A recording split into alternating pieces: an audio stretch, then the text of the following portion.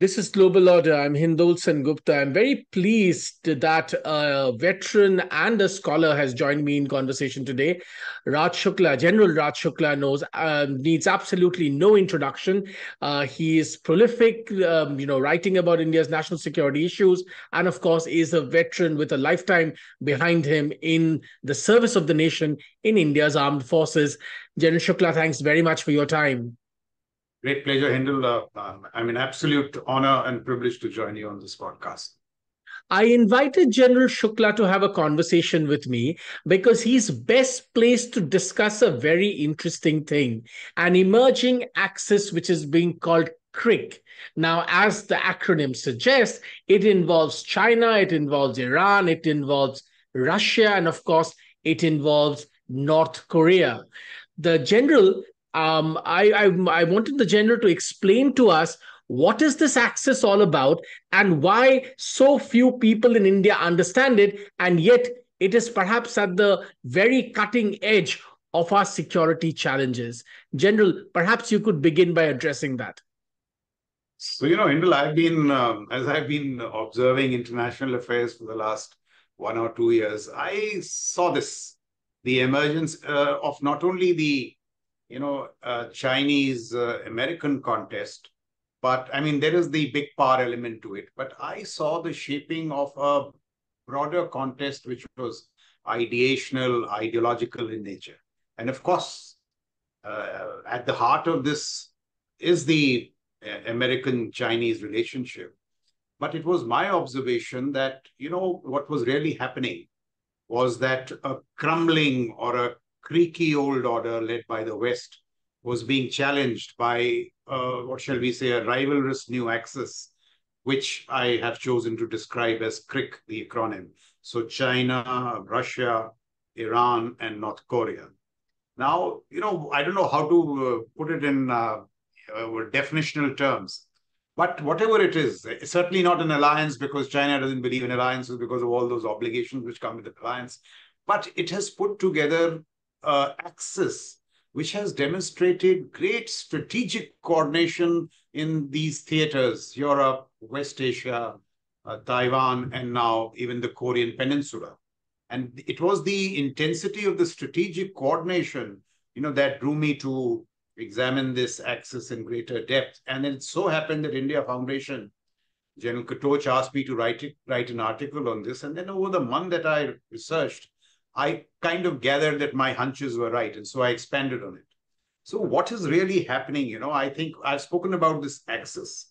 And what this axis is doing, it is not only saying that we want better seats in this order. They are taking a more ambitious pitch. They are saying that we want a new table for ourselves. And it is pretty interesting. It is also somewhat related to the manner in which this new Cold War is shaping up, though many people disagree. But I do see some, apart from the very intensifying strategic military competition, it is a kind of Cold War also, different from Cold War 1.0 in many ways. But the coming together of Russia, China, Iran, North Korea, and they are now looking towards the global south as this wider Karam Bhumi, and BRICS is becoming the chosen instrument of delivery.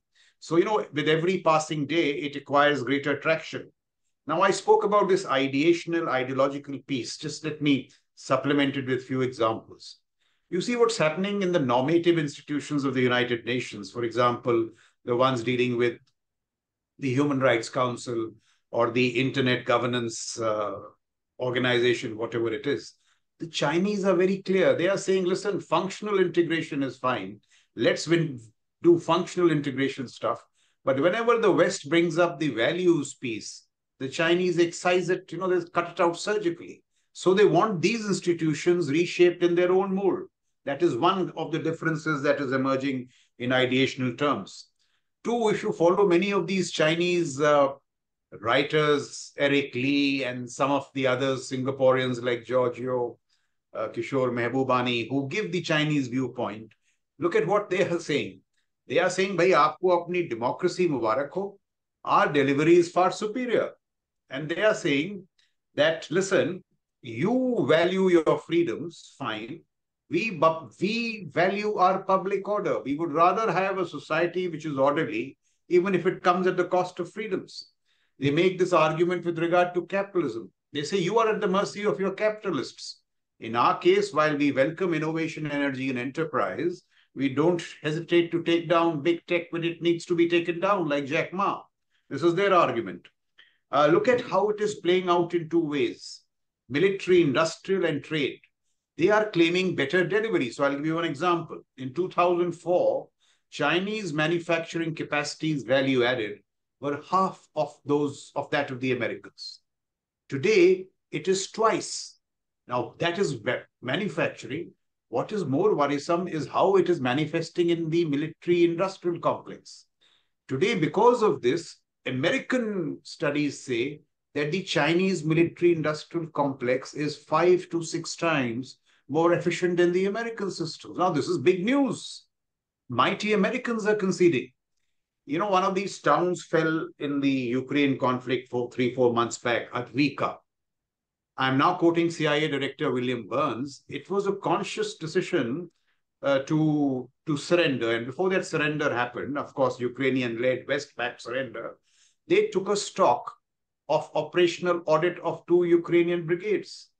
One Ukrainian brigade had 15 artillery rounds left. The other had 42 mortar rounds. This is the mighty West. So the Ukrainians have, lost not because of lack of valor, but because of the inability of the Western military industrial complex to fund. CSI studies tell you that in a Taiwan contingency, the Americans don't have 7 days of munitions and precise missiles. So that is the gravity of the problem. Look at trade. And here I quote Kishore Mehbubani. He says the ASEAN is set up in 1967. When the ASEAN is set up, it is looked upon as a Western organization. But what happens is that in 2000, the Chinese do an FTA with ASEAN and not the Americans. The Americans dilly-dally for all kinds of reasons. And look what happens. American trade with ASEAN in 2000 is $135 billion. In 2022, it rises to $450 billion. Chinese trade in 2000 with ASEAN, which is $40 billion, is today $975 billion. The Chinese-ASEAN relationship is the biggest trade relationship in the world, bigger than America-EU. Now, this should, get all of us to sit up and see that it is not only talk of CRIK, but it does seem in many areas their delivery is better. So we all value our democracy and all those values that we know of, but those values were also supposed to deliver. And if delivery is short, it is, becoming a problem. So when I spoke about this Cold War, everybody knows that the Chinese and the Americans are so integrated that it is going to be very difficult to de-risk or decouple or whatever. But they are being forced by this competition to kind of reverse into a new Cold War. They don't want to do it, but they are being forced to. And I'll point out the difficulties. I'm quoting Robert Niblett, somebody I follow. I find him pretty bright, a Western analyst. And he says the F-22, which brought down the Chinese balloon over the United States, if you open up the F-22, it has Chinese microelectronics. And we are talking one of the best aircraft. So it is going to be difficult, but we see some of this, reversal.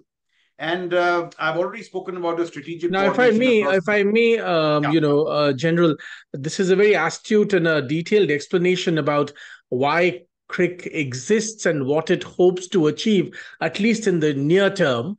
If I were to play devil's advocate, if you would allow me, General. Yes. You have an extremely important point, but here are the pushbacks to what you explain, and perhaps you could address them. It is indeed true that Chinese advanced technology today in many ways even beats America. There are, of course, significant areas where the Chinese are still not good enough. Aircraft carriers, for instance, is one of them, and so on and so forth. But China faces a really debilitating drop in its demography. As that demography, begins to collapse and that impact begins to be felt in that society, do you think China can keep up its end of this axis? That's number one. Number two, about Russia. Russia indeed has already, as many analysts have argued, already in a sense has achieved its goals for this war. It has control over Crimea and so on and so forth. It has the corridors it wanted to control, and that has happened. And yet the Russian economy isn't what it used to be. The ruble isn't what it used to be. The strength of that economy isn't what it used to be. Now, these are the two main pillars of the axis that you define, and both of them are shaky in these terms. Do you think that these countries will be able to overcome these deficiencies? I mean, certainly, see, nobody knows the salience of America as a comeback nation better than the Chinese. They have great respect for America as a comeback nation. So I'm not suggesting that it's a done deal. But this Cold War has taken off. Now, where it precisely lies, I mean, Henry Kissinger once said it was at the foothills. A few months before he passed away, he said it's closer to the mountain passes, maybe the precipice. I mean, so there are all kinds of...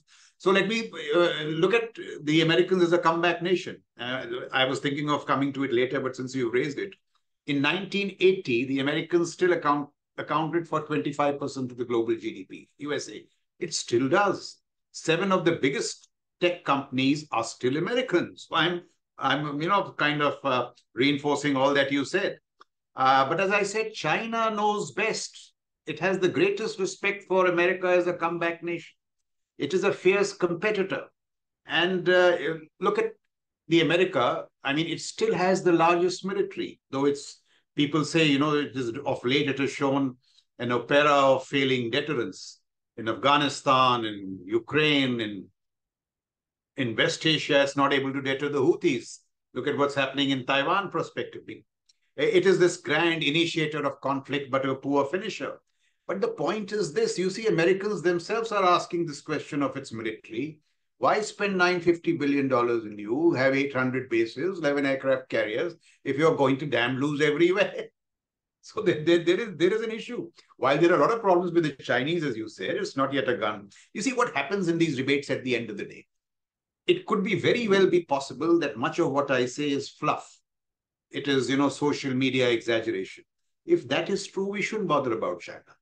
But every 10 years, China proves these doubting Thomases like you and me wrong. That is what is worrisome about China. I don't know who wrote that book, that the bubble that never pops. He makes this whole point that people keep pointing to the Chinese bubble. So I'm not saying it's a done deal. And let me tell you how grim the contest is. If you take the liberal Western order, USA, Europe, Australia, Japan, South Korea, Singapore, and all together, these are figures from Fareed Zakaria. Amazing. 65% of global GDP is still with the liberal West. 75% of global military spending still comes from the liberal West. It is only that its delivery pipelines are poor. I'll give you an example. This is the world's richest cohort, Europe, cannot spend on its defense. Today, Russia is firing 5 million artillery rounds a month. And the West put together, there are studies to tell you that they will be able to gather 1.5 million rounds per month only by the end of next year. Now, is there any, should we be surprised at all that Russia is getting back into the battle? Now, this is how come European Western statecraft, atrophied in this kind of manner. Kissinger's biggest fear was that China and Russia, the bear dragon embrace, should not happen in statecraft. His 71 trip to China was all about that. And here you have American statecraft, which has allowed Russia and China to come together. So somebody said the Russian storm and China climate change all together. Now it is atrophying statecraft, an opera of failing deterrence of its military. These are the causes for worry. I'm not saying the West is gone or it's dead. But so what is going to happen as we go along? Perhaps we'll see multiple crises, an intense clash of wills. We'll need great sagacity if we have to avoid wider war or craft an uneasy peace. Now, all the case I'm making is that at least recognize that this contest is afoot. What do we do to guardrail it? What should India do to secure its interests? My basic point is, but please recognize that the contest has begun. And it is a grim contest. While USA is not out, CRIK is not a pushover either. And I just, as a matter of interest, Hindol, I'll give you this piece from history. I didn't know this. John Pilger, I don't know how you pronounce it, Pilger. He talks John about Pilger, yeah. Mao. Yeah, he talks about Mao making a fervent appeal to Washington in 1944. And I'm quoting Mao now. He says China must industrialize. It can do so only by free enterprise. Chinese and American interests fit together economically and politically. America need not fear that China will not cooperate. And he gets no reply. When he gets no reply, then Mao and Chow Enlai attempt another ruse a decade later. They go to the Americans, I don't know, physically, or they just engage with them and say, see, we will ultimately become like you. We just need time. The Communist Party will become like you. We love your democracy. Just give us money and technology. And they begin that 100-year marathon, which is in their minds, they wish to beat the Americans. And then the point is this, Deng joins the system and the Chinese beat the USA in its own game, capitalism and innovation. Why the Americans should worry is that while the Russian society was never innovated, the Chinese society is. And then you have, this January 2022, I think, when they talk of friendship without limits. And here I'm quoting, I think it is Z, or the joint communique talks of the need for international relations of a new type. They say a multipolar system that the USA dominates is no longer acceptable.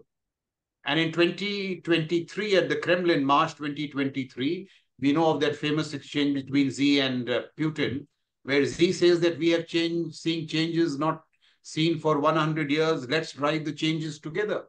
So it is a long game, but finally they are coming to see the wisdom of coming together. Putin and Xi have now met 40 times. The Sino-Russian relationship is closer at any time since the Korean War. And look at this also. From 2013 to 2020, China's share of Russian trade doubled from 10 to 20%.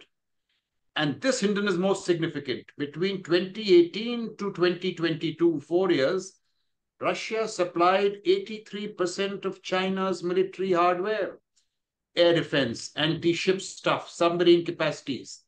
So today, China is in a position to challenge American power projection in the Western Pacific. It is telling China, please retreat to your corner of the Pacific. You don't have the muscle to deal with us. I'll just, finish this off with an example. In 1995, China is funny over Taiwan. Clinton dispatches these 2 aircraft carriers and China backs off instantly. Today, American generals are telling their president that please don't send us. We will be sunk by the Chinese A2AD. Admiral Paparo is talking of Hellscape, which is what? An autonomous system. They don't even have the guts to send their ships into the first Taiwan Strait. This is the big change. And either we were looking away or we were asleep at the wheels, but this is how they have got together. Look at Iran and North Korea. I'll give you just 2 examples. There was a time when over the JCPOA, Iran was on one side, Russia, China, and the USA were on the other. Now, Iran's hop over to Russia is very significant. They took this opportunity in Ukraine, and Iran, a country under sanctions, supplies 3,300 low-cost drones, set up a factory in Tatarstan for the Russians. Those drones are now being used in the Ukraine conflict. And with the data being generated of the Ukraine conflict, they are using these drones for targeting on 7th October, 14th April. North Korea. I mean, could you imagine North Korea has bailed out Russia with artillery munition? At a time when Biden was shopping for artillery munitions around the world, personally, North Korea has given them 2.5 million rounds. So Putin's recent visit to North Korea, where they signed that, it's virtually a partnership or an alliance which guarantees that if North Korea is attacked, Russia will step in. It is all gratitude for this kind of stuff. Now, whether by design or by grim international circumstance, they have come together. The CRIK. Let me make one more point. Look at how, by coming together, they are challenging the foundational precept of American military power, which is its freedom to roam the globe. Now the Americans are being challenged in New Russia, Ukraine, They have been unable to deter Houthis. Iran, through this clever manipulation of these proxies, Houthis, Hamas, Yemen, militias in Iraq and Syria, these land instruments are challenging American aircraft carriers. This also challenging American projection of its military power into Taiwan, Korean Peninsula. Look at the dilemma before the Americans today. They can either fight in 3 theaters or win in 1. So they have cleverly fragmented American military power. When it needs to expand, it's faced with another crisis. Its debt is $35 trillion. $1 trillion every year on debt servicing, larger than the budget. They don't have the military bandwidth now to expand the militaries. So I'm saying there are all kinds of problems that the CRIK has been able to, put forth. And now if I look back, I don't think this is just innocent coming together. This is a part of a larger design which has been carefully set up. I'll give you just one last example.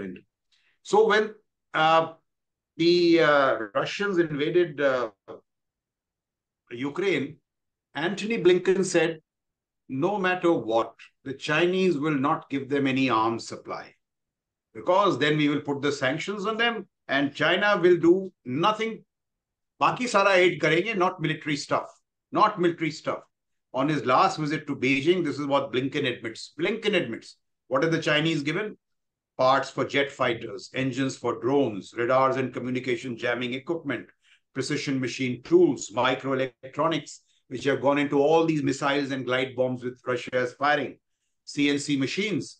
So I'm saying China has resurged the war effort, reinvigorated the Russian military industrial complex. Do we need any more evidence of coordination amongst the four? So in that sense, I'm saying it's a grim challenge before the Americans. Well, I have one or two questions about the scenario that you painted out. Yes. One question, of course, is you're absolutely right that all of this coordination, as you call it, is unfolding before our eyes, and some of this is in a sense unprecedented. Many people would not have believed that this kind of coordination would take place. However, there are some who ask, how long will this coordination last? Let's take a few scenarios to ask this question, right? Do you think that Russia will prefer and will accept the only role it can hope to get in an axis with China, that of a junior partner? Even if it accepts it today, how long will it accept it? And the day it doesn't accept it, what will happen to this partnership? That's one. Number two, yes, it is true that, of course, this axis, as you point out, has troubled the Americans at various theaters, including, you mentioned, the Houthis. But, it is interesting that even with all of this, even with an embattled Israel, perhaps America's closest ally, Israel is able to go to the heart of Tehran and, take off targets at will. Israel is perhaps the only one who's able to hit back at the heart of Houthi power in their very port, and in a sense, give a response to the drone attack that happened in the heart of Tel Aviv. All of this seems to complicate the situation more, and I wonder how you look at these instances which seem to muddy the waters. So you're absolutely right. The points that you raise also worry me. I mean, the point is that, is it a short-term convergence of interest, or is it a long-term geopolitical conglomerate? You're absolutely right. See, there are many contradictions. For example, China benefits from a world which is stable. Its global engagement is so deep that it would benefit from a globe which is stable. Russia, shall I say, prospers from instability. It prospers. So there are those contradictions. But see, it is just not military. If you look at a lot of their writings, they are talking of a new polycentric, multi-nodal order. They say nodes that engage, not poles in perpetual contest. And look, this is pretty significant, this line. They say we don't want a world order which is seeped in a monochromatic Western view of the world. We want a new world order that reflects global, diverse cultures and civilizations. So their argument is, also of a different kind, where they say there is this Iranian civilization, there is the Russian civilization, there is the Chinese civilization. We will not do your bidding. Please don't preach your values to us. We have our own values. So there is a larger thing. The military piece is just part of it. And you're absolutely right. There are challenges. All I can say is that, for all the reasons that Russia, China, Iran, and North Korea have hopped onto this bandwagon, is merely because in the current order, they seem to be at the receiving end. And they hope that in the order that they envisage, they will profit. Now, there is a lot that can glue them together, and there is a lot that can drive them apart. Now, it is very difficult to speculate. I don't have an answer to that, but I do agree with the issues that you point out. But one thing appears to me certain, I wonder whether you agree with me, that the USA is going to lose its hegemony. It may retain its supremacy, but that hegemony, and I don't mean in the military sense, this only power which also provided stability for the world, and then it became a hyperpower, those days are over. So I perhaps think that, in let's say the Pacific, the Americans will retreat to their corner of the Pacific. China is much too powerful for them now, for them to, though they will make all the attempts as they are in the Second Thomas Shoal and with Japan and so on and so forth, ultimately they will retreat to their corner of the Pacific. Some kind of modus vivendi will be found. That's my... And also, there is a great need why we simply have to find this modus vivendi. Look at three things that should worry us a lot. If this liberal Western order, less a hegemon USA, and CRIK cannot find some kind of modus vivendi, what should worry us so much? One is, of course, climate change. It is a real problem, all of us know. Look at the prospects of nuclear catastrophes. The number of times Putin has rattled the nuclear saber. It should get us to worry. And now AI, which is a problem of its own. With nuclear weapons, at least the decision to launch was with you. With AI, you are in danger of ceding that. So we need to create this whole AI landscape, one of, responsible AI. We need a whole philosophical framework. So, this is how things can go. I quite agree that there is no guarantee that they will move in this direction, but they seem to have got onto the bandwagon for various reasons. And, everybody is making adjustments. For example, in my view, under G20 is what? Telling the Chinese that the leadership for the global south is not yours. We are also, and you're so right, NATO, it's not just a pushback one way. NATO is now saying that we will not only worry about Europe, enhancing defense spending, slow as the Europeans are, 2%, 3%, but all these freedom of navigation patrols in the Indo-Pacific, they are saying that we are also with the Americans when it comes to the Indo-Pacific. So some kind of response to CRIK is shaping up there. Japan, South Korea, and all are giving aid to Ukraine because they are saying we also care about Europe. So there are pushbacks at various levels which are manifesting. I want to begin with your points about America, if I may, General. You began by saying in this particular answer that, in a sense, Chinese power might, and of course, the ballooning debt impacting America's, sort of military ambitions, might actually push the Americans in their own Pacific pond, so to speak. Now, I want to begin by asking you, but isn't that, in a sense, and many people say this almost sardonically, isn't that also the ambition, it seems, of America's beleaguered political class now? It's a country that is deeply divided and in its society. Its politics has become, in many ways non-serious. It just had an assassination attempt on a challenger president.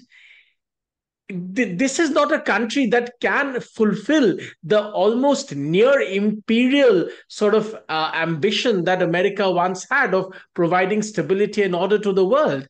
That's number one. Number two, as far as Europe is concerned, you mentioned nuclear weapons. Now, you mentioned Japan and Europe, of course.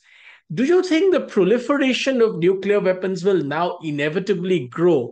There's been a lot of talk, for instance, that it is only a matter of time before Japan acquires nuclear capability.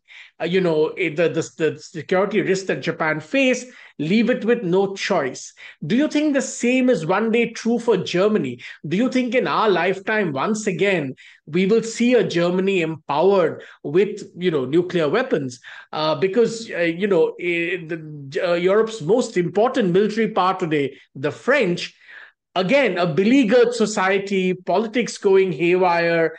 Can it really take the military leadership of Europe in the direction that it ought to take it? And therefore, could Germany again acquire the kind of weapons, and including nuclear weapons, that perhaps many in Germany have begun to imagine for itself?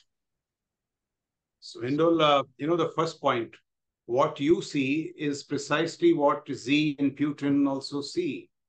They see a declining America, they sense opportunity, they smell blood, and they say this is the time to hasten its fall. All the issues that you said, this is exactly what, when he spoke of changes not seen in 100 years, one of those changes was also the precipitous decline of American power.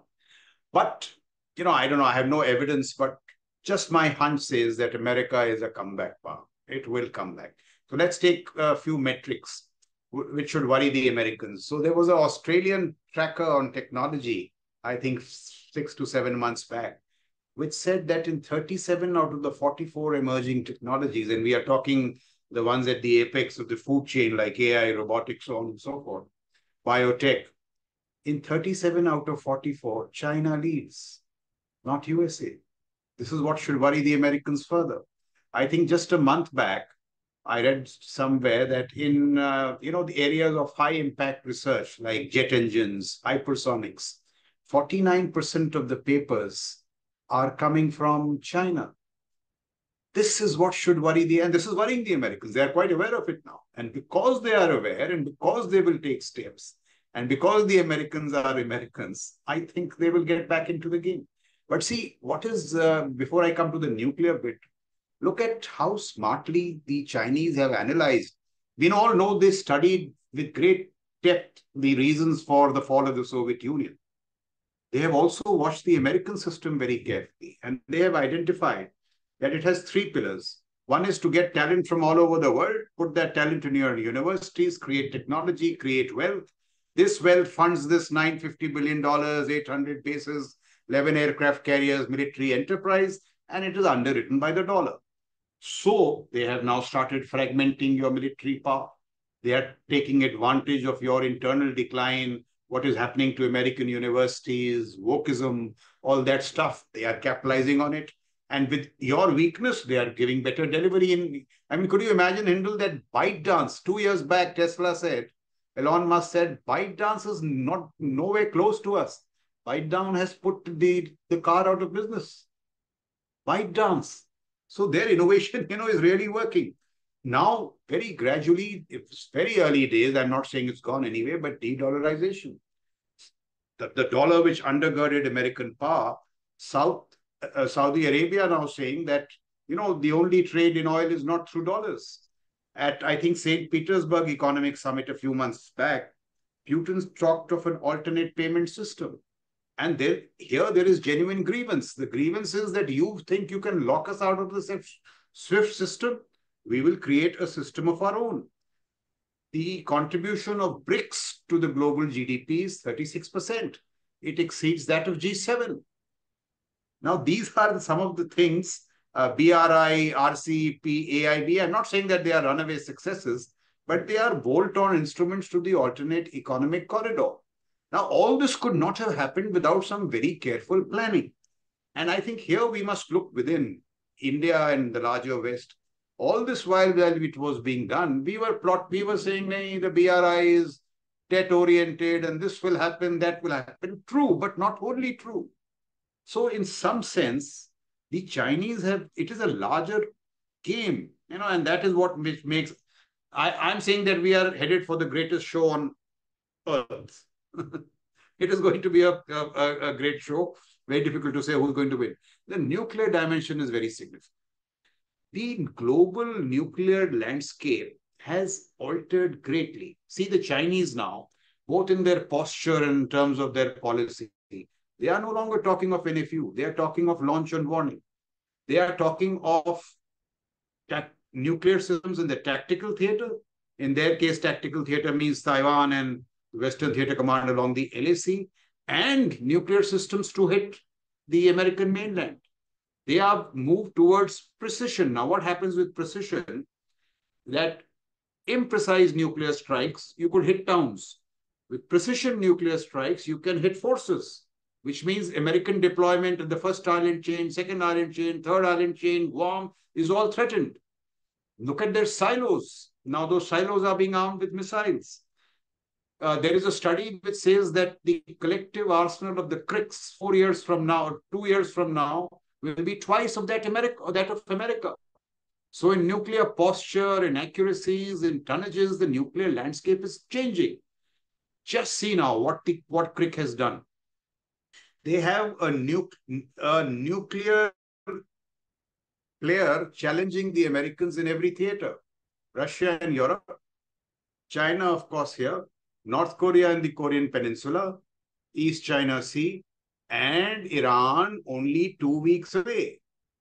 Now, all that is happening, what the Israelis are doing, it will push the Iranians to take that decision. So Japan and Germany may be lesser worries. What should worry us is Iran.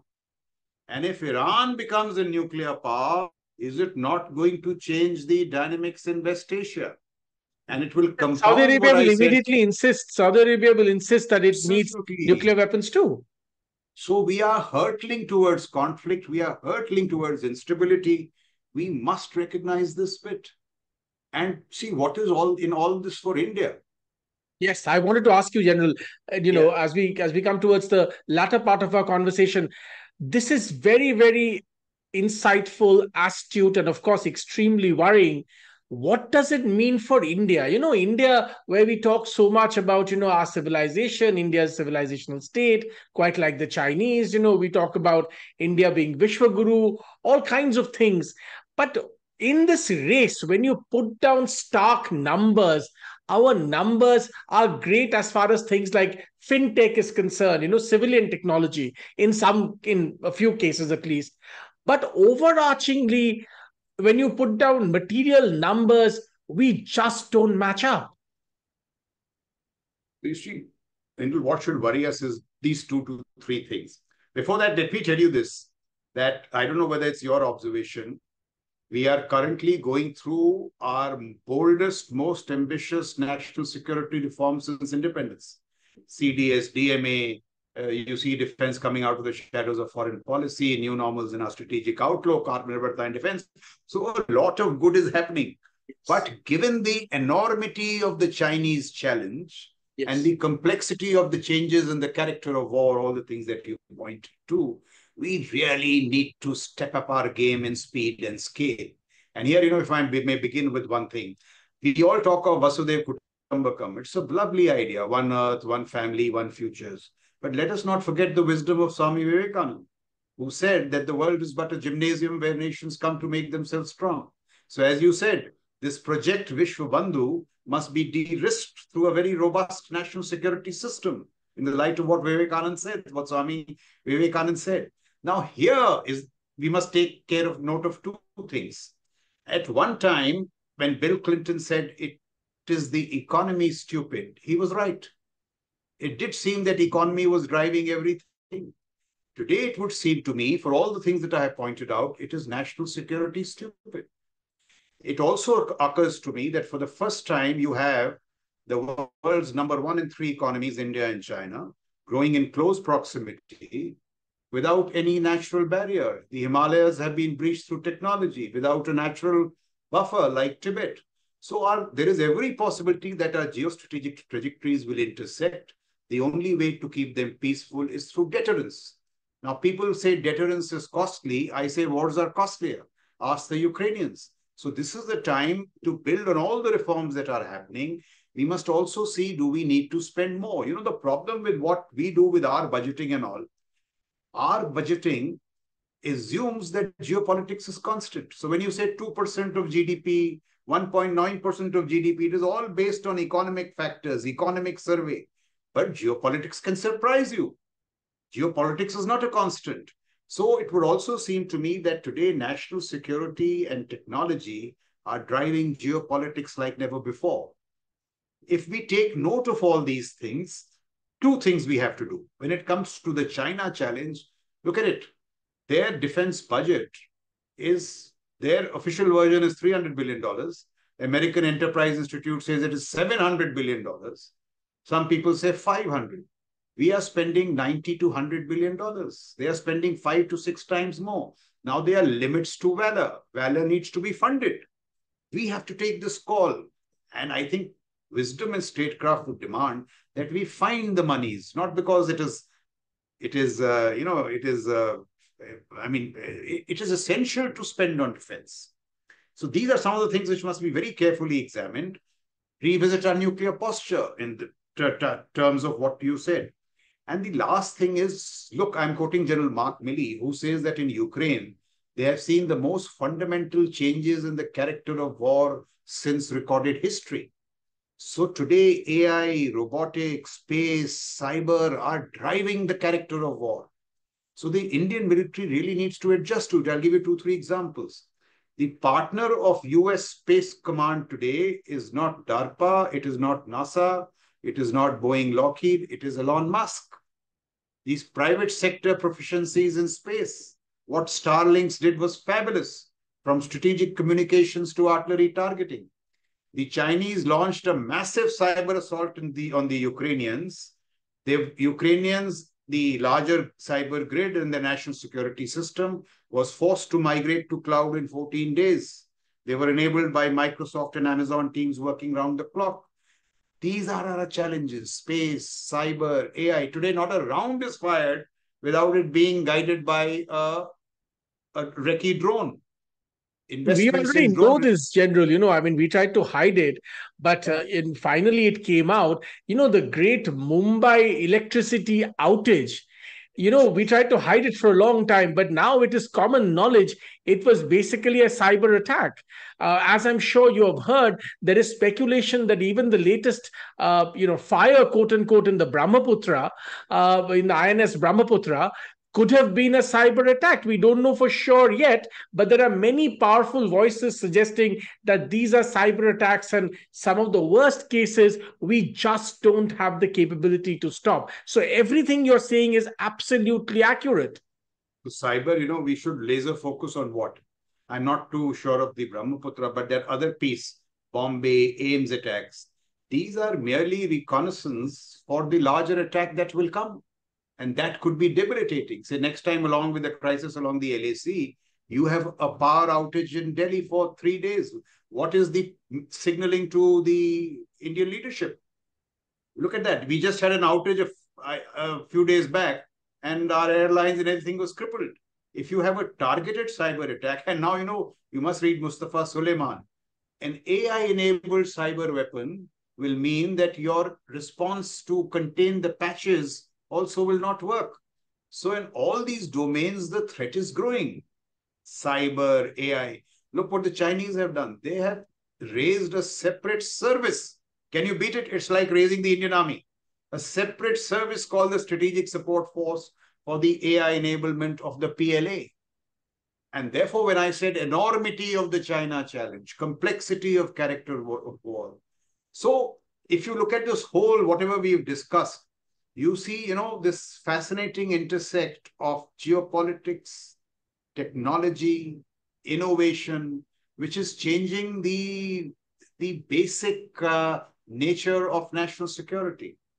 And so we have to be really alive to the challenges, to the tone and tenor, to the nuances. And, this whole, in one sense, it is very exciting. In the other, it is pretty worrying because all these threats will also stare us in our face. Talk about one threat that somehow we never discussed enough, and yet it suddenly exploded. For months on end, General, we spoke about the threat caused by what was happening in Myanmar in our northeastern and eastern borders. somehow we never thought that this could spread and something else might happen in Bangladesh until it actually happened. And then there was a grave threat which seems to have to get to an extent at the moment at least contained. But what will happen after Sheikh Hasina, no one knows. And I want to put to you, General, because you do so much work in this field, one of the things we never hear in our public square is this question, according to me, and let me put it to you. We know that Bangladesh inevitably, when the seas rise because of climate change, anywhere between 5 to 15, 20% of the Bangladeshi population will get quote unquote displaced in some way. If even a part of that population, of its 200 million people, even a small fraction of those people begin to flee towards India, what happened during the Bangladesh Liberation War happens again. India has no way of containing this, and we never seem to hear about this threat. Even after what happened in Bangladesh and is happening in Bangladesh, we never talked about this enough. You know a lot about our eastern and northeastern borders. I put to you, General, what do you think about these threats? No, you are absolutely right.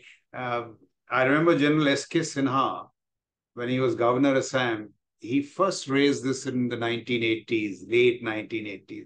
When he used to come to NDC, he used to constantly point to these kind of dangers.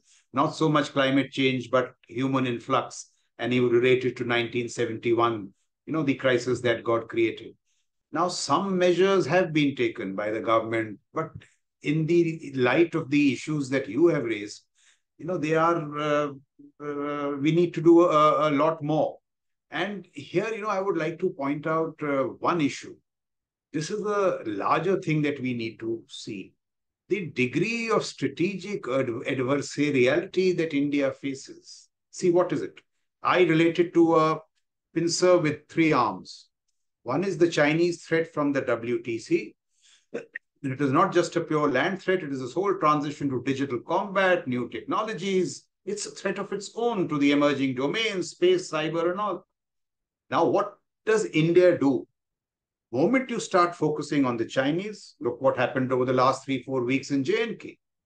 Infiltration, the whole terror threat.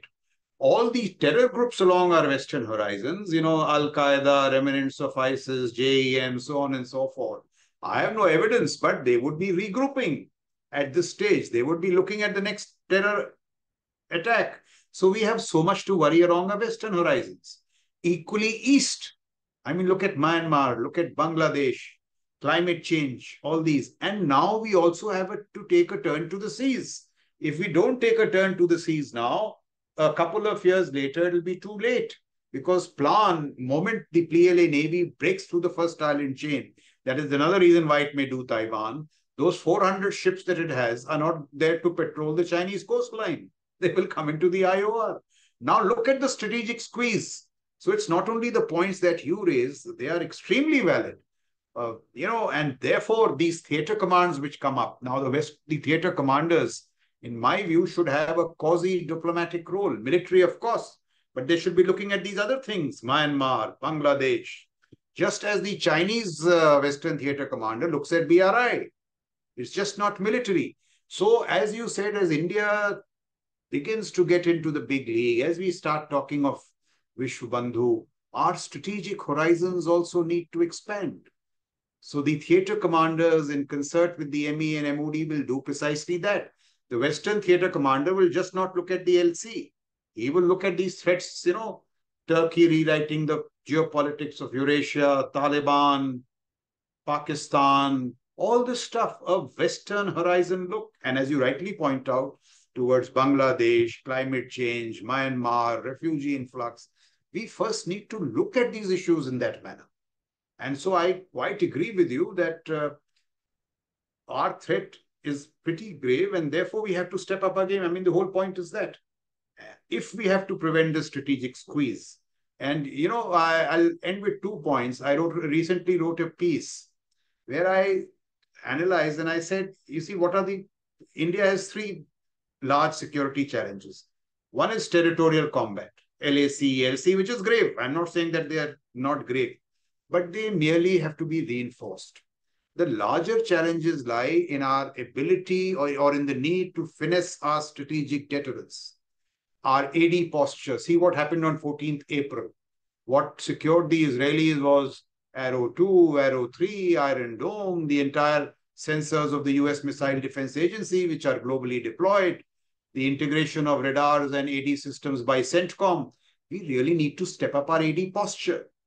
We now need to have a drone missile force in my view to supplement our piloted aircraft. So strategic deterrence.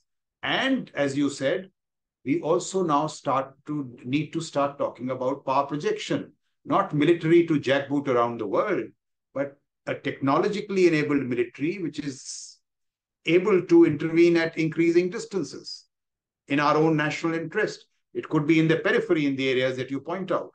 So first, the whole strategic visage needs to enlarge, and then we need to create these capacities of power projection, because if you don't meet threats beyond, they will land at your doorstep. So before this crisis, what the issue that you are pointing out manifesting in a crisis, we have to take positive steps of what we need to do. One last question for you, sir, if I may. And this is a broad question. One of the things that has astounded many people like me for many years is that, number one, India doesn't have a defined national security doctrine. Now, some people argue that actually that ambiguity helps us. And I want to ask you if you think that's true. Number two, India's public square, which is extremely dominated by a particular, what I would call an internationalist left, seems to have completely shorn its public square and its public debates from a basic understanding of its sovereignty needs. India's security needs and sovereignty needs are not understood by most Indians, who assume that the borders will forever remain the way they were when they were born. This, of course, is not true. I want to put to you, why does this happen, number one? Number two, what can we do about this? So the second point first, I think you raise an extremely valuable point. And, I'll tell you what the precise issues. If you say, look at the Americans, the number of civilian scholars, academics, journalists who resonate with the military, because their take on military subjects is deep, so it is respected, so it is taken note of. And so you take note of those issues and then act. That whole ecosystem is missing in India. Civilians who specialize in issues of military defense, the larger strategic military framework. And these issues can be any. They can be nuclear, there can be emerging technologies, they can be related to the military-industrial complex.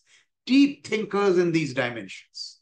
See, I'll give you one good example. Recently, there was a book written on AI. I forget the name, but the authors were Henry Kissinger, Eric Schmidt, and David Lockenberger. Henry Kissinger, we all know, top-class diplomat. David Lockenberger is the dean of the College of Computing in MIT, and Eric Schmidt is this great technologist. Look at these minds from different areas looking at national security.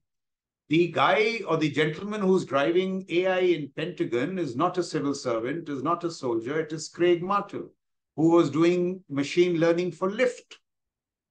This whole ecosystem needs to be created. You are absolutely right. Why do our universities not churn out anybody of the kind that you said?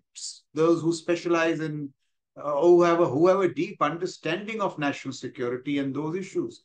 We have to grow that kind of talent, because unless you ideate... It seems to be always take this quote-unquote critical lens. Now, I am all for a critical lens, General. I'm not dismissing it at all. But critical lens alone cannot keep the country secure. Exactly. Now, they must answer to this. When Chanakya said, कि अगर अपने शास्त्र को भूलोगे तो संस्कृति खो दोगे, शस्त्र का त्याग करोगे तो राष्ट्र ही खो दोगे. What he was saying, that all wise nations sensibly place their instrument of force in their strategic calculus. So please debate with me. Why should that instrument of force be placed peripherally? Why should it not be center And I'm saying this is not a military to jackboot around the world, but a technologically enabled military under intimate civilian political control, which is that shastra which Chanakya is talking of. Look at the wisdom of Chanakya. Now, please debate with it. So this is the issue. So the community that you pointed out to, the left of center academics, they just reject all these issues. And much to India's, shall I say,